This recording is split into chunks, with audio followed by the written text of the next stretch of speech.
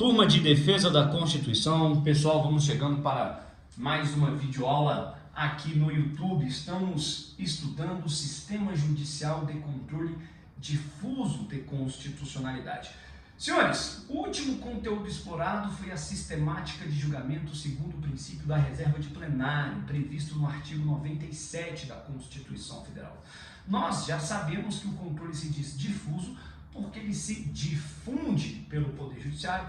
Todos os órgãos do Poder Judiciário podem realizar controle de constitucionalidade, apesar de que a declaração propriamente dita fica reservada ao plenário ou ao órgão especial dos tribunais. Por isso, reserva de plenário. Apenas nos termos do artigo 97, apenas pelo voto da maioria absoluta dos seus membros ou do respectivo órgão especial, poderão os tribunais declarar a inconstitucionalidade de lei ou ato normativo do poder público. Senhores, por que esse resgate? Por que essa referência? Eu queria trazer a reboque da última videoaula exatamente a compreensão a respeito das possibilidades em que o órgão fracionário esteja dispensado de encaminhar a questão constitucional ao plenário ou ao respectivo órgão especial. Por quê? Nesta videoaula importa para a gente identificar os fundamentos que relativizam a atuação do Senado Federal no controle difuso. Qual que é a questão que precisa ser colocada? Nós contamos hoje com fundamentos legislativos e também fundamentos jurisprudenciais, há manifestações jurisprudenciais no Supremo Tribunal Federal que indicam que as decisões firmadas em controle difuso já se aproximam ou têm uma equivalência da eficácia erga omnes, que é própria do controle concentrado. A rigor, a eficácia das decisões no controle difuso é uma eficácia inter partes. No entanto, eu estou afirmando para vocês que existem fundamentos legislativos e também manifestações jurisprudenciais que atinam para uma eficácia das decisões em controle difuso equivalente ou próxima da eficácia erga omnes. Ou seja, essa clássica dicotomia, essa distinção técnica que sempre se colocou de que as decisões em controle difuso produzem eficácia inter partes e que as decisões em controle concentrado produzem eficácia erga omnes, essa clássica distinção ela está desaparecendo em razão de fundamentos, repito, tanto legislativos como jurisprudenciais. Esta aula, portanto, ela se destina a apresentar estes fundamentos que impõem uma releitura da atuação do Senado Federal no controle difuso. E aqui é preciso lembrar do papel do Senado Federal no controle difuso. A atuação do Senado Federal no controle difuso, prevista no artigo 52, inciso 10 da Constituição Federal, consiste na expedição de uma resolução. Essa resolução do Senado, ela suspende a execução de uma lei que haja sido declarada inconstitucional no todo ou em parte pelo STF, em controle difuso. As decisões do Supremo Tribunal Federal firmadas em controle difuso com a declaração de inconstitucionalidade, essas decisões, a rigor, elas produzem eficácia inter partes, ou seja, alcança apenas os sujeitos daquela relação processual. Não atingem terceiros. As pessoas que estão fora daquela relação processual não experimentam a decisão do Supremo. A decisão do Supremo fica adstrita às partes do processo. Eficácia inter partes. Contudo, diante de uma declaração de inconstitucionalidade estabelecida em um processo de controle difuso no Supremo Tribunal Federal, o Senado vem com uma resolução e suspende a execução daquela lei declarada inconstitucional em controle difuso. Essa atuação do Senado, da Casa Legislativa Federal, ao suspender a execução da lei, suspende a execução da lei para mim, para você, para todo mundo. Ou seja, a resolução do Senado, diz Gilmar Mendes, outorga eficácia erga omnes à decisão do Supremo, que até então se revestia de uma eficácia inter partes. Ora, se a atuação do Senado Federal está voltada exatamente para entregar eficácia erga omnes à decisão do Supremo Tribunal Federal estabelecida em controle difuso, que papel restaria ao Senado se já podemos identificar fundamentos que entregam já a decisão em controle difuso uma eficácia próxima ou equivalente à eficácia erga omnes? Qual é a importância que resta agora ao Senado Federal diante destas novidades, destes fundamentos legislativos e manifestações jurisprudenciais que já passam a contribuir para uma eficácia nas decisões em controle difuso próximas ou equivalentes da eficácia erga omnes, que é típica do controle concentrado de constitucionalidade. E para esse objetivo, o primeiro fundamento que eu quero compartilhar com os senhores é exatamente a sistemática de julgamento segundo o princípio da reserva de plenário. Senhores, muito bem, com essa introdução a gente já pode colocar aí o título da nossa aula de hoje: Fundamentos de relativização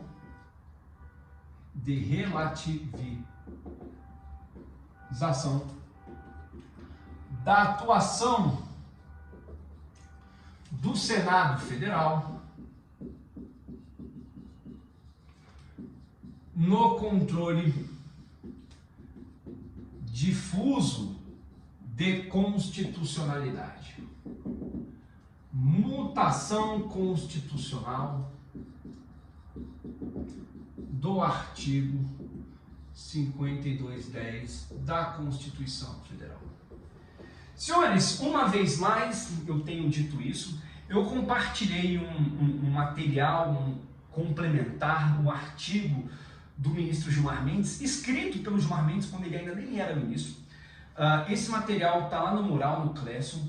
A leitura é um pouco densa, mas muito importante. Por favor, eu insisto, tentem enfrentar aquele texto, porque ele vai te ajudar muito, tá? Então, remeto aí vocês à leitura daquele material compartilhado. Tem tudo a ver com o que nós estamos tratando aqui. Senhores, portanto, vamos apresentar estes fundamentos. Quando a gente fala de mutação constitucional do artigo 5210, a mutação significa exatamente a atribuição de um novo sentido à norma, apesar do seu texto, da literalidade do seu texto. Então é isso que a gente vai alcançar aqui na aula de hoje. Se o artigo 5210 traz a previsão da atuação do Senado Federal para suspender a execução da lei declarada inconstitucional pelo Supremo, que papel resta, em verdade, ao Senado Federal diante destes novos fundamentos que relativizam e prejudicam a sua atuação no contexto do controle difuso de constitucionalidade? O primeiro fundamento, portanto, que eu quero trazer a reboque da última videoaula que compartilhamos, que veiculamos, trata-se da sistemática de julgamento segundo o princípio da reserva de plenário. Claro que eu não vou precisar falar aqui tudo o que dissemos a respeito daquele procedimento. No entanto, a gente tem que fazer referência à reserva de plenário como primeiro fundamento para entender a lógica deste sistema de julgamento consistir em um fundamento de relativização da atuação do Senado Federal no controle difuso. O que importa ser entendido aqui? Senhores, lembram que o órgão fracionário, ele, a rigor, ele está obrigado a submeter a questão constitucional ao órgão especial ou ao plenário. Súmula vinculante número 10. Não pode o órgão fracionário deixar de aplicar a lei que entenda inconstitucional, porque isso significaria uma burla ao artigo 97 da Constituição. O que a Constituição deseja é que o crivo, o juízo a respeito da inconstitucionalidade no âmbito dos tribunais aconteça exclusivamente no órgão especial ou no plenário. Então não pode o órgão fracionário exercer esse juízo a respeito da inconstitucionalidade. Ele não pode fazer isso como faria o juiz de primeira instância, se abstendo de aplicar a lei por entendê-la inconstitucional. Não. No âmbito dos tribunais, apenas o plenário ou o respectivo órgão especial é que exercem este juízo, este crivo a respeito da inconstitucionalidade da lei. Portanto, a rigor, o órgão fracionário está obrigado em submeter a questão ao órgão especial ou ao plenário. Todavia, há circunstâncias, há hipóteses em que o órgão fracionário está dispensado de encaminhar a questão constitucional ao órgão especial ou ao plenário. E uma das circunstâncias em que o órgão fracionário está dispensado de promover a submissão da questão constitucional ao órgão especial ou ao plenário é se já houver manifestação, decisão do Supremo Tribunal Federal, mesmo que em controle difuso a respeito daquela lei. Ou seja, se o Supremo já houver decidido pela inconstitucionalidade de uma lei em controle difuso, o órgão fracionário está vinculado àquela decisão do Supremo, de sorte a não precisar submeter a questão constitucional ao órgão especial ou ao plenário do seu tribunal. Ora, se o órgão fracionário deve observância à decisão do Supremo firmada em controle difuso, parece que fica difícil sustentar que aquela decisão tenha ficado adstrita às partes do processo. Aquela decisão firmada pelo Supremo em controle difuso está repercutindo, está sendo observada, está vinculando os demais processos no âmbito dos tribunais. Tanto que o órgão fracionário vai aplicar o entendimento do Supremo. O órgão fracionário está dispensado de encaminhar a questão ao órgão especial ao plenário por já existir manifestação do Supremo. Aquela decisão prolatada pelo Supremo, em verdade, não está adstrita às partes do processo, está vinculando todos os demais. A rigor, é difícil, insisto, sustentar que a eficácia daquela decisão tenha ficado jungida, adstrita às partes do processo. Não, está extrapolando os limites daquela relação processual.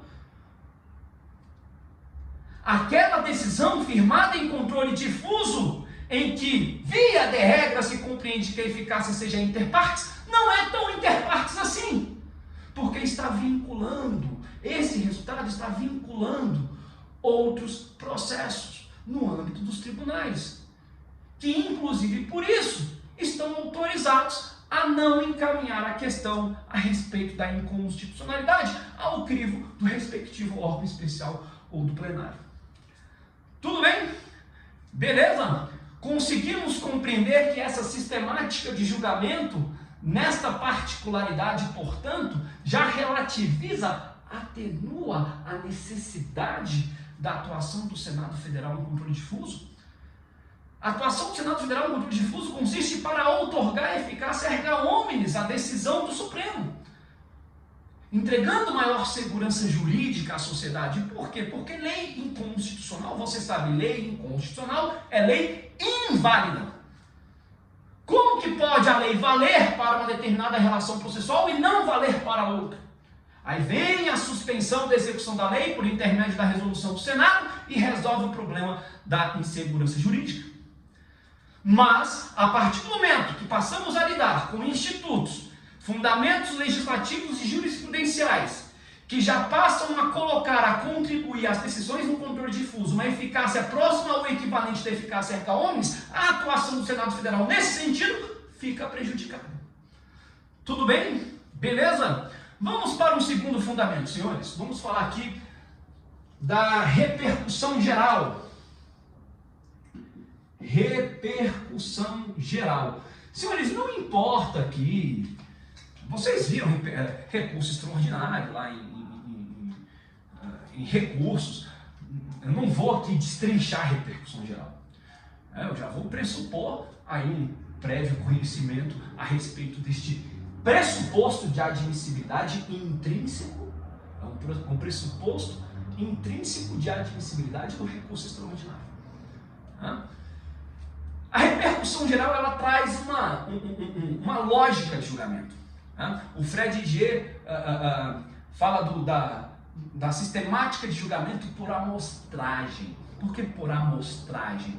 Porque dois ou mais recursos que são qualificados como representativos da controvérsia são escolhidos, são os casos líderes ou leading cases. Estes recursos são escolhidos, levados ao Supremo, e o Supremo Tribunal Federal vai decidir se a matéria tem ou não tem repercussão geral.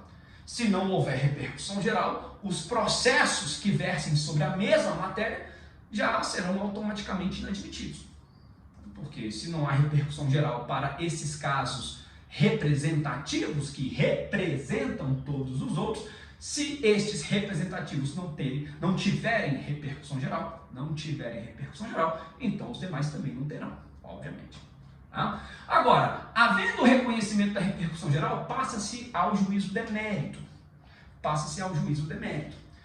E aí, a conclusão do Supremo Tribunal Federal no julgamento destes recursos por amostragem vai influenciar, vai determinar a sorte de julgamento de todos os demais que versem sobre a mesma controvérsia. Ora, esta lógica de julgamento por amostragem é isso que precisa ser entendido. A lógica da sistemática de julgamento por amostragem atinente à repercussão geral acusa que as decisões do Supremo em controle difuso em sede de recurso extraordinário propriamente não possuem eficácia interpartes. A decisão do Supremo Tribunal Federal em controle difuso, nos casos em que haja repercussão geral reconhecida, essa decisão vai repercutir para todos os demais processos que ficaram sobrestados, porque no momento em que há afetação daqueles recursos para julgamento segundo a sistemática de repercussão geral, os demais processos, todos os outros, ficam sobrestados, aguardando a conclusão a ser firmada pelo Supremo Tribunal Federal. Essa lógica do julgamento por amostragem, portanto, relativiza a atuação do Senado Federal no controle difuso, porque a partir do momento em que eu identifico uma declaração de inconstitucionalidade em um recurso extraordinário em que haja sido reconhecida a repercussão geral, aquela sorte de julgamento, aquela conclusão repercute e reverbera para todos os demais processos que ficaram sobrestados. A eficácia, portanto, não é interpartes. Para que, então, a atuação do Senado Federal nos termos do artigo 5210? Para que, então, a expedição da resolução do Senado Federal para suspender a execução da lei? Se a eficácia da decisão, em verdade, não é mais interpartes, porque ela repercute para todos os outros processos. É a lógica da sistemática de julgamento por amostragem. Tudo bem? Beleza? Vamos para um terceiro fundamento. Vamos colocar aqui agora a súmula vinculante. Súmula vinculante.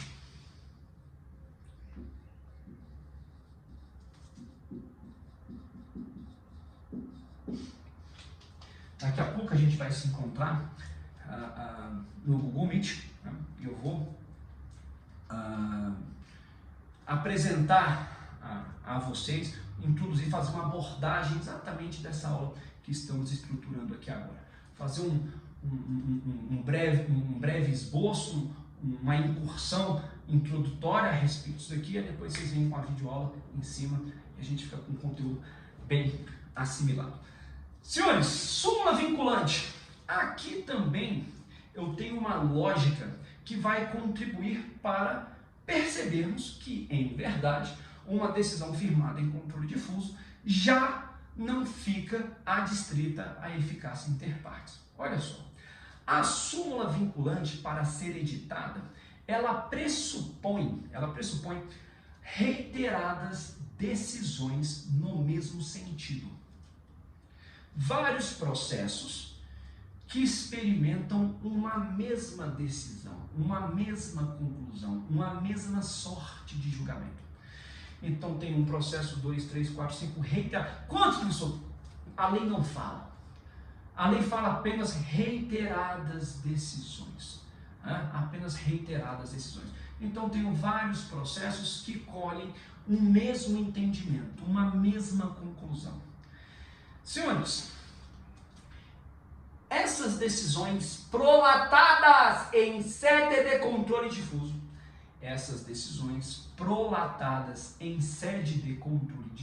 de constitucionalidade, reiteradas decisões no mesmo sentido. A conclusão desses julgamentos agora vai ser sintetizada. Qual que foi a tese firmada? Bom, a gente vai pegar essa tese e vai sintetizar essa tese. Vamos elaborar um verbete, um enunciado que sintetiza a tese firmada nas reiteradas decisões em processos de controle difuso. Então a gente vai pegar essa tese e vai consubstanciá-la em um verbete, em um enunciado de súmula vinculante. Ok. A súmula vinculante aprovada por 2/3 dos membros do Supremo Tribunal Federal. Aliás, um parênteses, eu costumo brincar que há uma trinca de 2/3 no Supremo. Primeiro elemento dessa trinca, modulação dos efeitos. Lembra do quórum? 2/3, né? Para você sair da teoria da nulidade e para a teoria da anulabilidade, técnica da modulação dos efeitos, qual que é o quórum exigido? 2/3. Súmula vinculante, 2/3. E repercussão geral, também 2/3. Senhores, a súmula vinculante, esse verbete que foi aprovado, então, ele vai vincular quem? Toda a administração pública, em todas as esferas, mas também vai vincular todo o poder judiciário.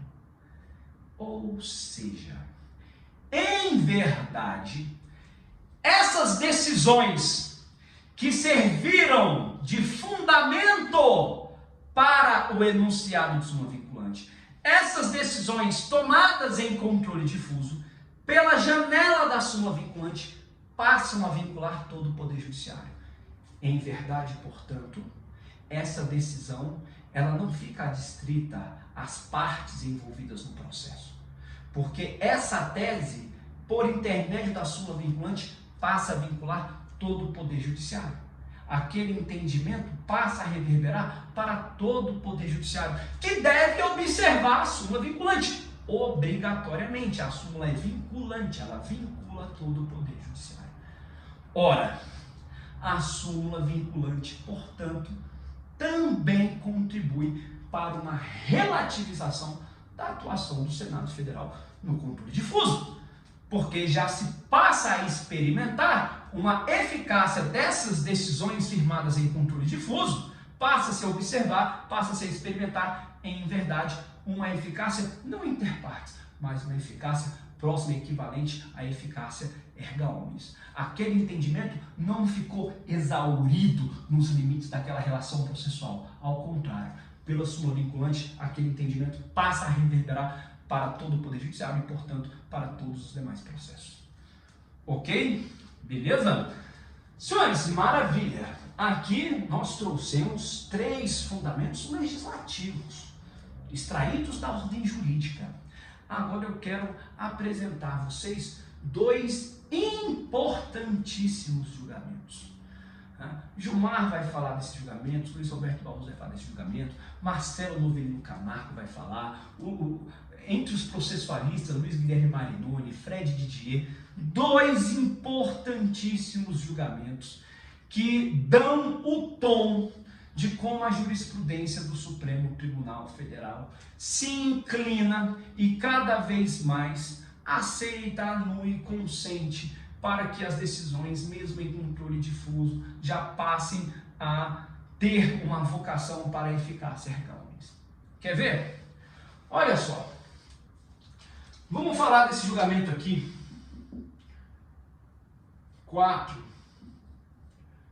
HC 82959, São Paulo, e a reclamação constitucional 4335, dígito 5. HC e reclamação. Então, essa reclamação está associada, está atrelada ao julgamento do habeas corpus. Tá? Senhores, olha só, entendam a lógica disso daí. Esse habeas corpus, ele foi impetrado em favor de um paciente. Né? Quais são as partes no habeas corpus? O impetrante, o impetrado e o paciente. O paciente é aquele a quem se aproveita a ordem de habeas corpus, né? A quem se aproveita ali o alvará de soltura ou o salvo-conduto? Ao paciente, aquele em favor de quem se impetra o habeas corpus. Pois bem, tinha um paciente aqui nesse HC. E qual que era a discussão no habeas corpus?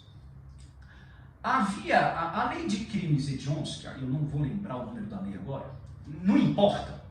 Depois você dá um Google aí e acha lá a lei de crimes hediondos. Havia o artigo 2º da lei de crimes hediondos proibia a progressão de regime. Então não poderia ter progressão de regime para quem fosse condenado pela prática de crimes hediondos. Quem praticou crime hediondo não tem direito à progressão de regime. Era isso. E aí, no habeas corpus, se discutiu a constitucionalidade daquele dispositivo. Ora, se defendeu que aquele dispositivo era inconstitucional e que, portanto, deveria sim haver progressão de regime mesmo para quem praticasse crime hediondo. A ordem de habeas corpus foi concedida. A ordem de habeas corpus foi concedida. Senhores, houve em controle difuso a declaração de inconstitucionalidade desse dispositivo da lei de crimes hediondos. Ora, a eficácia é controle difuso, inter partes. A eficácia é inter partes. De todas as pessoas presas no país que praticaram crimes hediondos e não tinham direito à progressão de regime, todas elas continuaram não tendo direito à progressão de regime, à exceção deste paciente aqui. Para esta pessoa, passou a se permitir a progressão de regime, porque houve a declaração de inconstitucionalidade no processo dela. Eficácia inter partes. Eu fico imaginando o agente penitenciário chegando lá, na cela, o cara lá com mais 50 pessoas dentro. Né? Ô, meu cara, você pode sair, tem progressão de regime para você. E os outros 49, mas eu fiz a mesma coisa e estou aqui ainda. Porque a decisão aqui, a eficácia é inter partes. Sucedeu que um defensor público lá no estado do Acre,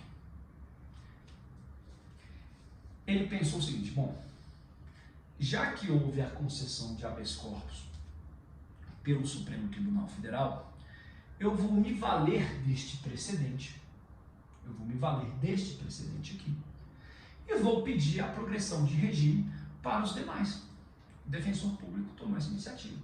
Foi lá e impetrou habeas corpus para um monte de gente. O que o juiz, lá na comarca de Rio Branco, no Acre, falou? Não, eu não tenho que conceder a ordem de habeas corpus para ninguém.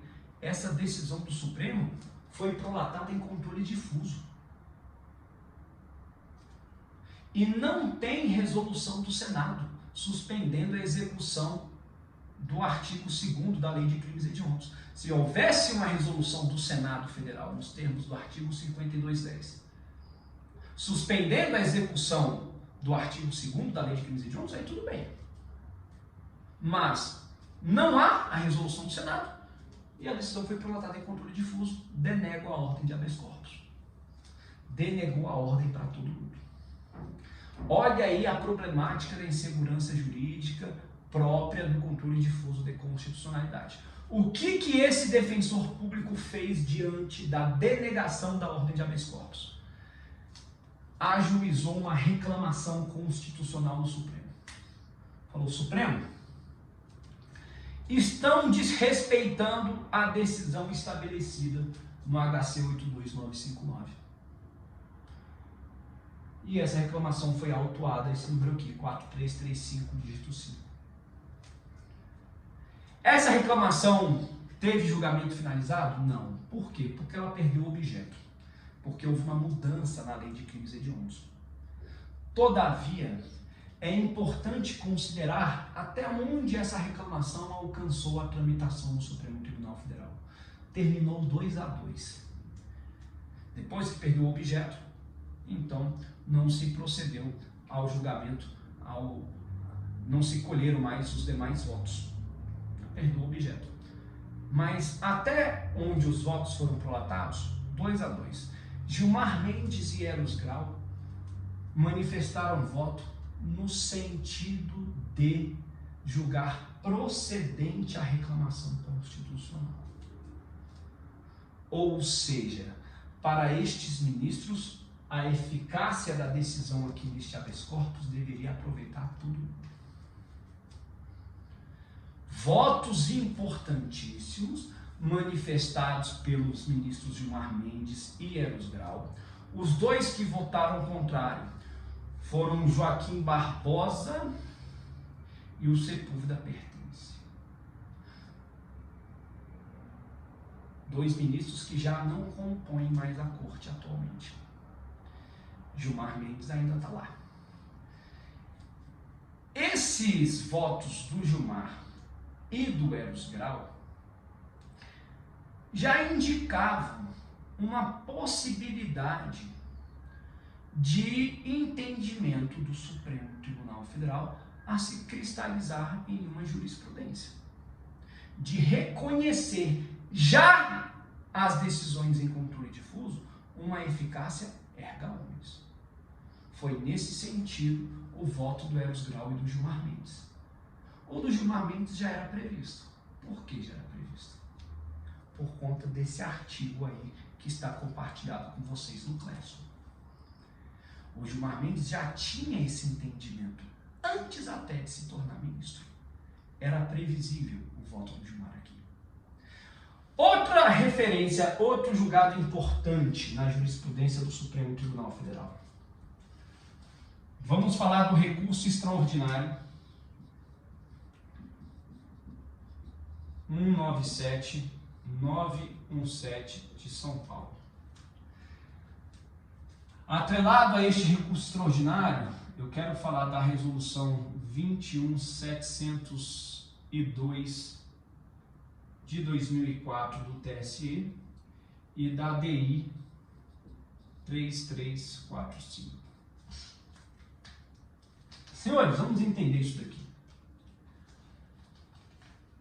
Esse recurso extraordinário, ele deriva de um processo, de uma ação ajuizada pelo Ministério Público do Estado de São Paulo em face do município de Mira Estrela. Por quê?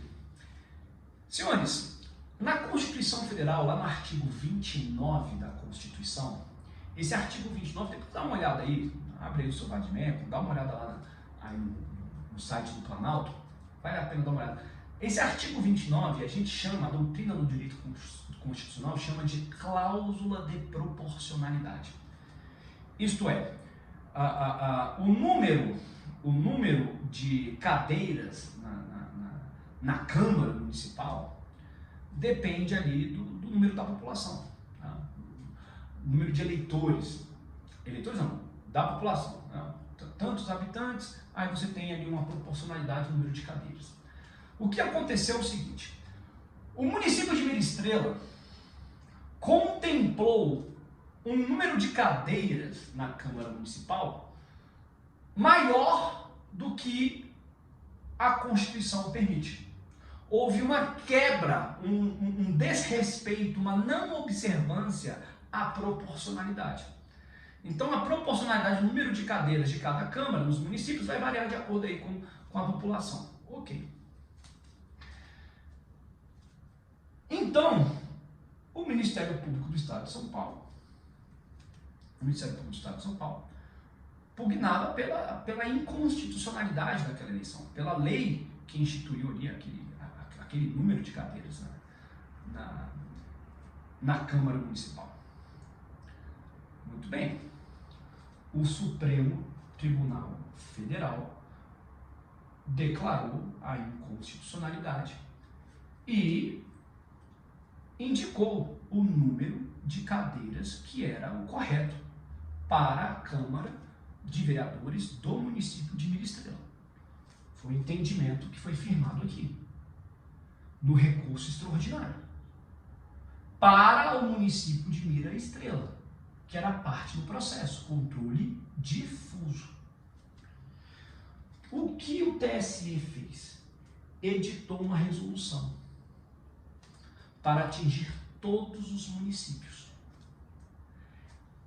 Esta resolução replicava o entendimento do recurso extraordinário. A partir deste recurso extraordinário, deste julgamento, o TSE editou uma resolução.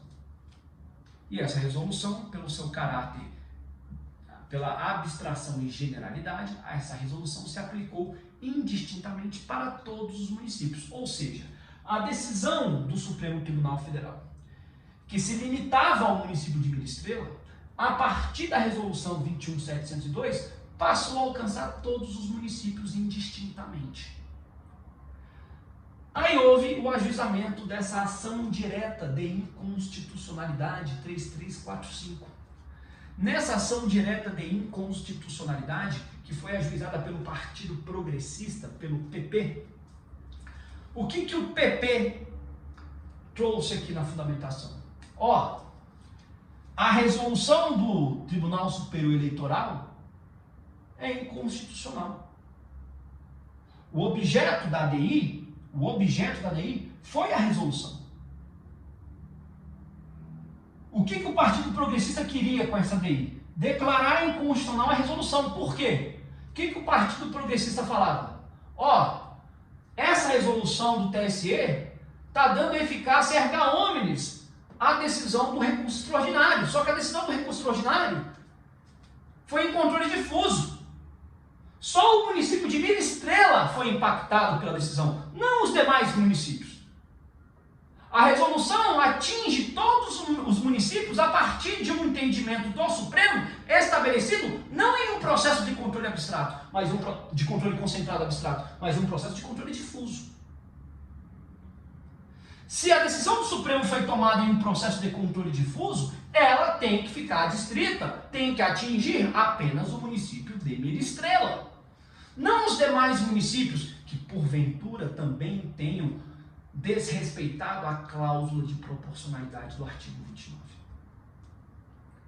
A resolução do TSE replica o entendimento do Supremo Tribunal Federal no recurso extraordinário e transforma essa decisão de eficácia interpartes em eficácia erga omnes. Aí vem a ADI 3345 que fala: a resolução não poderia ter feito isso. Resultado do julgamento da ADI: o Supremo Tribunal Federal julga improcedente a lei. Essa ADI foi julgada improcedente, ou seja, dito de outro modo, o Supremo Tribunal Federal reconheceu a constitucionalidade, falou que a resolução do TSE estava ok. Ou seja, o Supremo Tribunal Federal não se incomodou de que a decisão no recurso extraordinário, a rigor, tecnicamente, de eficácia interpartes, pudesse extrapolar os limites da relação processual para não apenas atingir o município de Mira Estrela, mas também todos os demais municípios do país. Um julgamento importantíssimo na história do Supremo Tribunal Federal quanto à aproximação dos sistemas de controle difuso e concentrado, pelo menos no que tange à eficácia das decisões prolatadas em cada sede de controle. Beleza? Pessoal, maravilha! Eu estou lembrando aqui, eu acho que eu tenho um livro que fala desse julgamento aqui do recurso extraordinário 97917, entre outros aspectos aí das decisões do controle difuso. Se eu achar, eu vou tentar tornar em PDF essas páginas, esse capítulo, e compartilho com vocês também. Ia ficar bem legal, tá? Vou tentar achar. Acho que é um livro coordenado pelo Marcelo Novelino Camargo, que é inclusive um dos livros que eu indiquei na primeira aula. O Marcelo Novelino é um professor muito didático. Eu acho que é um livro coordenado por ele que tem um capítulo que fala sobre isso daqui. Senhores, fundamentos de relativização da atuação do Senado Federal no controle difuso. Todos esses fundamentos atinando por uma nova lógica no controle difuso de constitucionalidade quanto à atuação do Senado Federal. Que papel então restaria ao Senado Federal? Uma corrente doutrinária que se formou é de que o Senado Federal, por intermédio dessa resolução, então ficaria ali apenas com o papel de dar maior publicidade às decisões do Supremo Tribunal Federal, já que a eficácia erga omnes passaria a decorrer naturalmente, tendo em vista todos esses fundamentos que estamos aqui mostrando. Tá? Agora, essa questão de dar publicidade, ela merece aí uma resistência, porque as decisões do Supremo já são publicadas.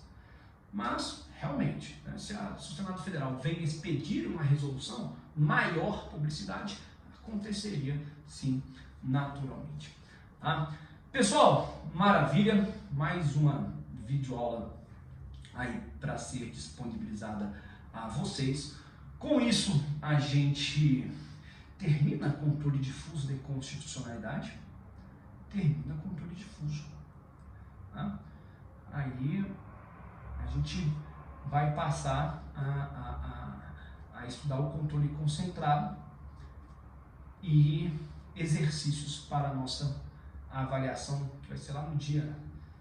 Nossa turma tem aula quartas e quintas, nossa prova é dia 7 de outubro. Né? Então tá bom, pessoal, maravilha, até a próxima. Obrigado, tchau, tchau.